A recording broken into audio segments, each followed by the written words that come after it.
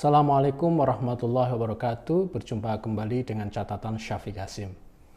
Banyak kalangan yang mengasosiasikan tindakan terorisme ini dengan kelompok Khawarij.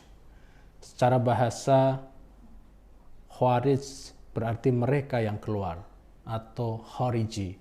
Khawarij adalah kelompok yang keluar dari imam mereka pada zaman mereka, atau mereka keluar dari sahabat Ali radhiyallahu anhu. Dalam Mu'jamul Wasit, Khawarij adalah satu kelompok dari kelompok Islam yang keluar dari kesepakatan dengan sahabat Ali. Mereka juga menolak pendapat Ali, dan tidak hanya Ali, mereka juga menolak pendapat dari sahabat-sahabat besar lainnya. Dalam banyak hal, tindakan kaum Khawarij dan terorisme memiliki kesamaan seperti dalam hal keluar dari kesepakatan umat Islam, kejahatan membunuh mereka yang tidak sehaluan, bahkan mereka yang seagama. Namun jika kita pelajari dari sekian banyak sumber tentang terorisme, bisa dikatakan hampir tidak ada dari mereka yang merujuk dan menyandarkan tindakan dan pemikiran mereka pada kaum Khawarij ini. Bahkan hampir semua organisasi dan kelompok teroris menisbahkan diri pada kelompok Sunni. Selain itu, keberadaan kaum Khawarij pada zaman sekarang hampir dikatakan sudah tidak ada lagi. Kaum Ibadiyah yang dianggap sebagai ejawantah kaum Khawarij modern justru memiliki pandangan keagamaan yang terbuka pada kelompok lain. Karenanya, menyamakan kaum teroris dengan Khawarij menurut saya masih meninggalkan problematika tersendiri. Jika dilihat secara seksama dari rekam jejak dan paham yang mereka anut zaman dulu, kebanyakan dari kaum teroris dan ekstremis justru benci dan menolak Khawarij. Mereka menganggap Khawarij itu bukan bagian dari Islam. ISIS misalnya, Jamaah Islamiyah dan Al-Qaeda rata-rata mendaku diri mereka sebagai pengikut Sunni atau juga bisa disebut pengikut Ahlus Sunnah wal Jamaah. Jika memakai definisi Imam Al-Sihristani dalam kitabnya Al-Milal wa Nihal, maka seluruh orang yang keluar dari pemimpin yang benar yang telah disepakati oleh seluruh masyarakat pada zamannya, maka mereka ini bisa disebut sebagai kelompok Khawarij. Kullu man kharaja alal imam al-haq alladhi ittafaqat al-jama'atu alaihi yusamma kharijiyah. Lihat Al-Milal wa Nihal jilid 1 halaman 113. Masih banyak lagi definisi tentang kaum Khawarij ini. Jika kita kembali pada pembicaraan tentang terorisme dan kaum ekstremis yang sekarang ada, justru mereka lebih banyak berasal dari kelompok Sunni. Tapi Sunni yang mana dan yang bagaimana? Apakah seluruh kelompok Sunni itu berpotensi menjadi teroris? Dan jika secara paham keagamaan mereka mengaku Sunni, namun dalam tindakan nyata mereka itu seperti kaum Khawarij, maka bisa tidak kaum Sunni yang seperti itu kita sebut sebagai Khawarij? Sunni sendiri adalah kelompok keagamaan yang sangat luas. Bahkan kini Sunni menjadi kelompok terbesar umat Islam di Indonesia pada masa sekarang ini. Syiah adalah kelompok kedua terbesar umat Islam di dunia. Di Indonesia mereka tidak terlalu banyak. Karena begitu besar dan dominannya, sehingga apa yang disebut Sunni pada masa kini sering dianggap sebagai Islam itu sendiri. Di Indonesia dan beberapa negara Muslim di Asia Tenggara menganggap bahwa Sunni itu adalah Islam.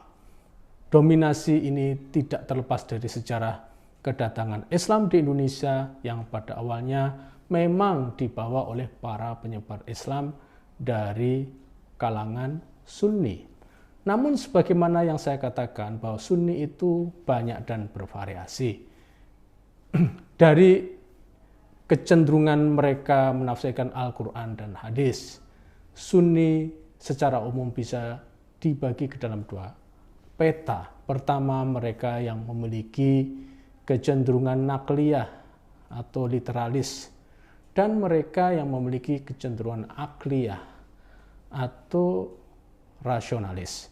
Nakliyah ini literalis, dan mereka yang tergolong dalam kelompok ini antara lain adalah para pengikut Imam Hambali dan juga sebagian para pengikut Imam Syafi'i.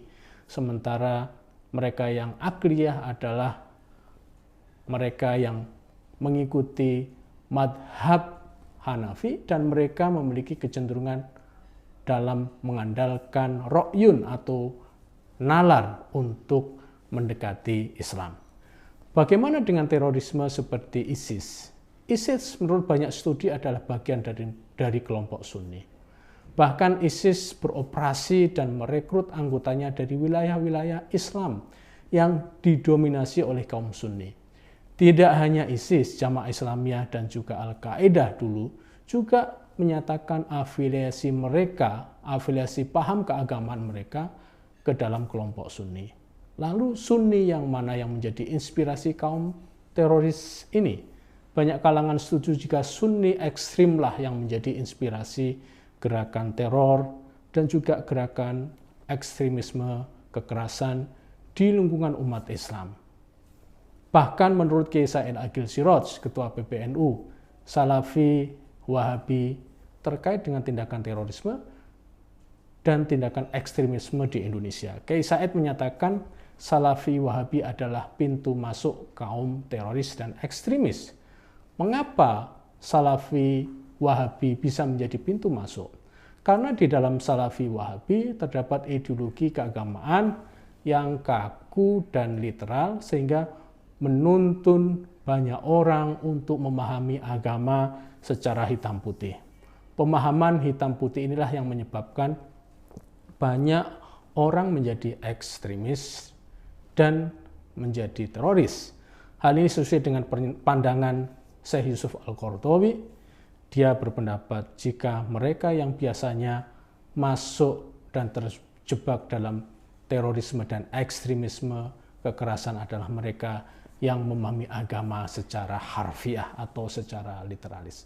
Mengapa literalis menjadi masalah? Karena cara pandang literalis ini hanya fokus pada pengertian luarnya saja, pengertian harfiahnya saja, tanpa memikirkan makna-makna dan hakikat-hakikat lainnya. Karenanya, jika menisbahkan kelompok teroris ke kaum Khawarij, saya memiliki pandangan yang berbeda. Dari segi tindakan kekerasan membunuh orang Islam lainnya, seperti yang kaum Khawarij lakukan terhadap para sahabat besar pada saat itu, memang kaum Khawarij ini mirip dengan apa yang dilakukan oleh kaum teroris masa kini. Namun dari segi yang lain, saya melihatnya tidak terlalu cocok untuk memasukkan kaum teroris ke dalam kelompok kaum Khawarij. Dari segi populasi, kaum Khawarij ini sudah punah. Dari segi ajaran, teologi kaum Khawarij juga tidak berkembang karena tidak ada yang mengembangkannya. Kitab-kitab yang ditulis oleh ulama-ulama mereka juga mungkin sulit kita jumpai saat ini. Sarjana dan ulama-ulama mereka juga tidak ada yang menonjol di era sekarang ini. Justru sekarang ini yang memiliki cara pandang sebagaimana Syekh Yusuf Al-Qaradawi dan juga Kiai Said Agil Siraj yang memungkinkan para teroris dan ekstremis memiliki tautan ideologis dengan kelompok tertentu adalah kalangan Salafi dan Wahabi. Memang benar, tidak semua kalangan Salafi Wahabi terlibat dalam gerakan teroris dan ekstremisme kekerasan. Mereka yang terlibat di dalam gerakan ini biasanya dipanggil atau dinamai sebagai Salafi Wahabi jihadis karena mereka memiliki orientasi jihad atau perang. Sebagai catatan, penelusuran asal-usul dan akar ideologi keagamaan kaum teroris dan kaum ekstremis ini perlu dilakukan secara serius, termasuk penelusuran kesejarahannya dan kontekstualisasinya pada zaman sekarang agar kita memiliki cara penanggulangan dan treatment yang pas. Wacana keagamaan publik di Indonesia juga harus mengerti masalah ini agar kita bisa melakukan penilaian yang adil. Yang jelas keterkaitan terorisme dan ekstremisme dan agama itu harus dijelaskan secara clear. bahwa kaum teroris dan ekstremislah yang banyak mempergunakan dan menyalahgunakan agama. Demikian, Assalamualaikum warahmatullahi wabarakatuh.